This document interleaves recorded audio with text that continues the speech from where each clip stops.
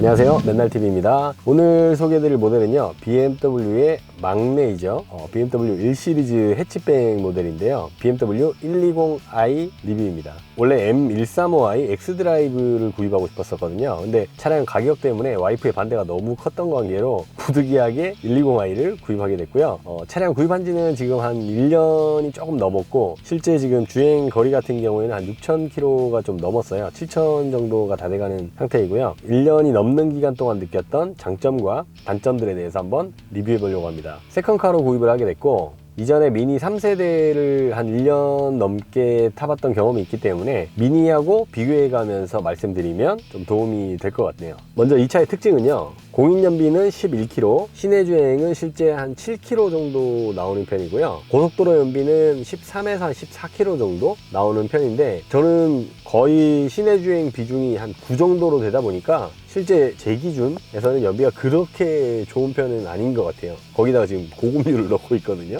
보험은 현재 다이렉트로 부부 한정으로 가입을 한 상태라서 자차를 포함해서 한 60만원 정도 나오는 편이기 때문에 차량 가격 대비 보험료가 높은 편은 아닌 것 같고요. 그리고 작은 차체의 2000cc 가솔린 엔진이다 보니까 순간적인 가속력이나 뭐 주행 성능 같은 경우에는 일반적인 그 E클래스 디젤 모델이나 5시리즈 디젤 정도하고 비슷한 정도의 가속력, 그 다음에 제로백 성능 이 정도가 나오기 때문에 실제 주행하는 환경에 있어서 차량 성능이 떨어져서 뭐 이렇게 스트레스 받는 그런 경우는 없었던 것 같고요. 또 하나는 전륜이지만 언더스티어가 거의 느껴지지 않을 정도의 뉴트럴한 성향이라고 보시면 될 것 같아요. 미니도 3세대에 들어오면서 그 고카트 같은 그 승차감이 굉장히 많이 개선됐거든요. 근데 이 차량 같은 경우에는 베이스가 미니에서 만든 모델이다 보니까 아무래도 좀 딱딱한 그런 승차감이 있긴 한데, 그래도 BMW에 손을 거치게 되면서 미니하고는 좀 다르긴 하지만 약간 하드한 승차감이긴 합니다. 그리고 그 하드한 승차감은 노멀 모드에서도 굉장히 좀 통통 튀긴 하는데, 이 스포츠 모드에 들어가게 되면 조금 더 도드라지는 편이고요. 실내 디자인 같은 경우에는 전체적으로 BMW 디자인 레이아웃을 그대로 다 따르고 있지만, 전반적으로 차량 크기가 좀 작기 때문에 스티어링 휠을 제외한 나머지 인터페이스들은 뭐 기어 노브라든지 내비게이션이라든지 뭐 이런 공조기, 이런 전체적인 부분이 크기가 좀 작게 축소가 되어 있어요. 그래서 다른 차들을 타보셨던 분이라면 이 인터페이스도 굉장히 작아졌다 라는 이런 부분을 좀 체감이 될 수 있을 정도인 것 같고요. 자, 그럼 장점에 대해서도 말씀드려야 되겠죠. 장점은 첫 번째로 디자인적인 부분은 좀 호불호가 나뉠 수 있긴 하지만, 저 개인적으로는 앞쪽 디자인은 굉장히 좀 심심한데 뒤쪽 디자인 같은 경우는 오히려 굉장히 좀 마음에 드는 디자인이거든요. 약간 이렇게 각이 져 있는 그런 모습. 두 번째 장점으로는요, 2세대 대비했을 때 많이 넓어진 실내 디자인. 휠 베이스는 사실 2세대보다 20mm 정도 짧아졌다고 해요. 2세대 모델 같은 경우에는 뒷좌석에 사람이 탔을 때, 성인이 앉았을 때 무릎에 주먹이 안 들어갈 정도로 굉장히 협소한 느낌이 많이 들었었거든요. 3세대로 바뀌게 되면서 후륜에서 전륜으로 바뀌었다 보니까 지금 성인인 제가 앉더라도 무릎하고 앞시트 사이에 주먹이 하나가 들어갈 정도로 실내 디자인 크기는 굉장히 많이 개선됐다는 걸 알 수 있는데요. 그래서 저희 가족 같은 경우에는 그 어린아이가 있는 4인 가족이지만 장거리 여행을 갈 때도 충분히 갈 수 있을 정도의 실내 공간을 확인하실 수 있습니다. 세 번째 장점은 펀드라이빙인데요.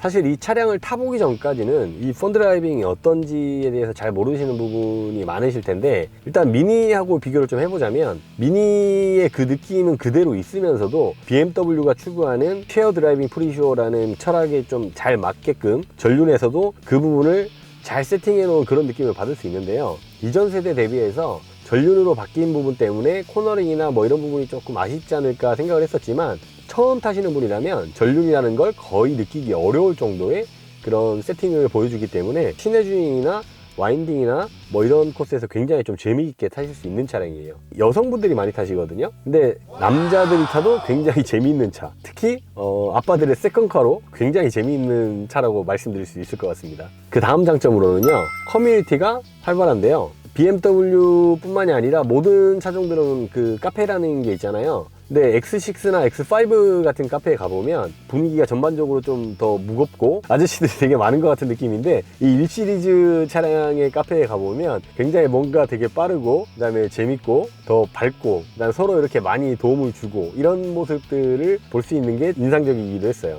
그 다음 장점으로는 경쟁 모델 대비 실내 소재가 조금 더 낫다는 점인데요. 제가 이 차량을 구입할 당시에만 하더라도 벤츠의 A220 해치백과 이 1 시리즈 해치백을 고민했었는데요. A220 같은 경우에는 그때 당시에 뭐 시트도 가죽이 아니었고, 스티어링 휠 같은 경우에는 우레탄이라고 있잖아요. K5 같은 차량들 왜 렌트하면 나오는 거, 이 차량 같은 경우에는 이 스티어링 휠만큼은 X5랑 X6하고 동일한 스티어링 휠입니다.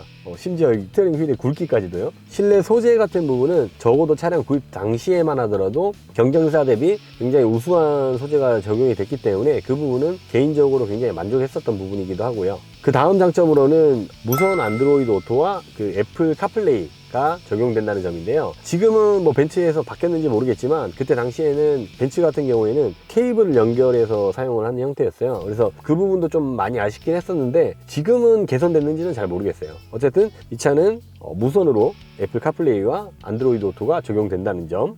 그 다음 장점은 차량 크기가 좀 작다 보니까 시내 주행을 할 적에나 또는 뭐 좁은 골목 같은 길을 빠져나갈 때 굉장히 좀 편리한 부분이 있고요. 자, 마지막 장점으로는 뒷좌석이 전체가 폴딩이 돼서 1200리터의 트렁크 공간이 나온다고 해요. 저희 가족의 경우에는 이 차량을 뭐 캠핑 같은 데 활용을 하거나 또는 뭐 그럴 필요가 없어서 아직까지 전체 폴딩을 해보진 않았는데, 2인 같은 경우에는 캠핑 짐을 싣고서 충분히 가실 수도 있는 정도의 크기가 나온다고 할 수 있을 것 같고요. 장점을 말씀드렸다면 단점도 말씀드려야 되겠죠. 근데 단점을 말씀드리기에 앞서서 두 가지 정도의 아쉬운 부분을 먼저 말씀드린다면, 첫 번째로는 2세대 같은 경우는 후륜이었는데 전륜으로 바뀐 점.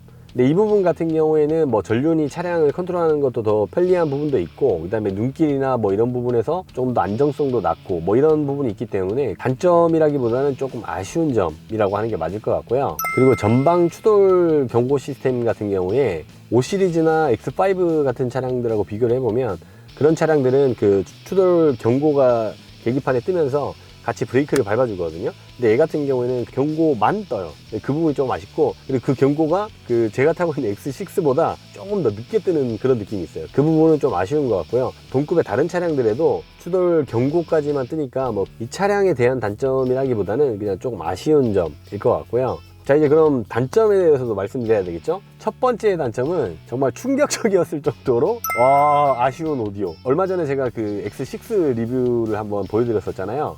거기에 리뷰로 그 어떤 분께서 X6의 사운드가 별로 좋지 않다라고 말씀을 해주셨어요. 근데 차량 오디오 같은 경우에는 주관적인 성격이 되게 강하다고 저는 생각을 하거든요. 사람에 따라서 좋고 나쁨을 느낄 수 있다고 당연히 그렇게 생각을 하는데, 사실 저는 막기라고 생각하거든요, 제가. 근데 이 차량 같은 경우에는 정말 충격적이었을 정도로 음질의 그 선명도나 뭐 이런 부분도 좋지 않지만, 심지어 소리를 최대로 키워도 소리가 그렇게 크지도 않아요. 굉장히 충격적이어서 오디오는 제가 별도로 했습니다. 두 번째로는 지난번 차량 리뷰에서도 말씀드렸지만 굉장히 올드한 실내 디자인. 아마 세대가 바뀌면 신형 7 시리즈가 나온 기준으로 이 실내 디자인들도 아마 다 바뀌겠죠. 그러면 한결 나아질 것 같기도 하고요. 세 번째로는 승차감 부분인데요. 단단한 승차감을 좋아하시는 분도 있으실 수도 있기 때문에 정확하게 말씀드리면 단점이라기보다는 약간 좀 주관적인 부분이 작용할 수 있는 거라고 생각을 하지만, 제 입장에서는 조금 더 단단한 승차감, 미니보다는 조금 나은 수준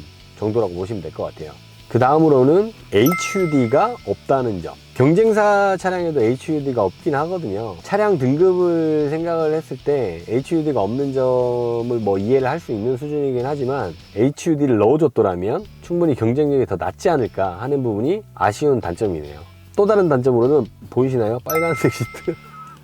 이 제가 구입할 때는 선택이 안 됐어요. 가솔린 모델에는 무조건 빨간 시트. 근데 지금은 검은색도 나온다고 하는 것 같더라고요. 지금은 가능한데 이 중고차를 보시면 아마 다 빨간색밖에 없을 거예요. 좀 아쉬운 부분. 이 빨간색은 그 M3에 들어가는 빨간색 컬러와 굉장히 비슷한 컬러인데, 나파 가죽 정도의 고급 가죽은 아니지만 어쨌든 가죽 시트라는 점. 그리고 후측방 경고등이 없어요. BMW의 3 시리즈 이상의 차량만 되더라도 백미러에 보이는 그 깜빡깜빡 이렇게 표시가 되는 후측방 경고 장치가 있는데, 그래도 BMW인데 그 정도는 넣어줬어야 되지 않나요? 넣어주세요.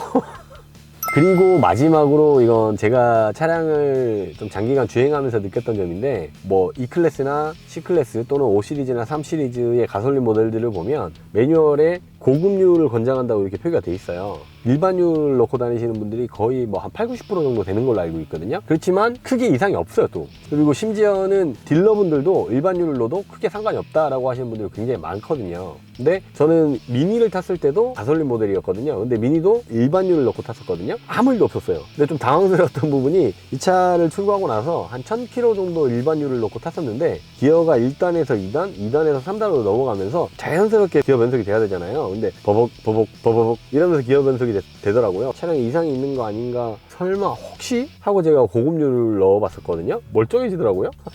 미니에서 그대로 가져온 엔진인데 미니는 멀쩡했는데 엔진하고 이런 부분을 가지고 오면서 BMW에서 뭔가 세팅을 새로 이렇게 조율을 하면서 그런 부분이 좀 발생된 게 아닌가 싶지만 고장이나 뭐 하자는 아니라고 하고요. 좀 아쉬운 부분이긴 하지만 어쨌든 뭐 고급유를 주의하시면 없어집니다. 그리고 이 외의 특징으로는요, BMW 하면 쉐어 드라이빙 프리슈어라고 왜 운전의 재미를 굉장히 강조하는 회사잖아요. 그래서 실제로 이 차를 타보면 차체는 작긴 하지만 굉장히 좀 재미있는 펀 드라이빙이 가능한 차량이거든요. 스포츠 모드를 넣고 고속주행을 했을 때 스티어링 휠이 굉장히 민감하게 반응하는 그런 걸 느낄 수 있거든요. 근데 이 부분은 스포츠 모드를 넣은 상태에서 인디비주얼 모드에서 스티어링 휠을 컴포트로 바꾸시면 이 부분은 많이 개선이 되고요. 거의 뭐 느껴지지 않을 정도로 그 스티어링 휠의 민감도가 좀 떨어지기 때문에 그렇게 주행하시면 괜찮을 것 같고, 생각보다 굉장히 재미있는 퍼포먼스를 발휘하는 차량이라고 생각합니다. 정리하자면 몇 가지의 단점이 있긴 하지만 굉장히 훌륭할 정도의 퍼포먼스를 내는 차량으로 개인적으로 만족감이 되게 높은 차량이고요. 특히 아이들이 있는 4인 가족이라고 하면 충분히 패밀리 세컨카로도 활용도가 높다고 말씀드릴 수 있을 것 같습니다. 어떠셨나요? 유익한 영상이 되셨나요? 지난 1년간 차량을 출고하고 나서 느꼈던 장점과 단점에 대해서 한번 말씀드려봤고요. 다음 영상에서는 더 유익한 영상으로 찾아뵙도록 하겠습니다. 감사합니다.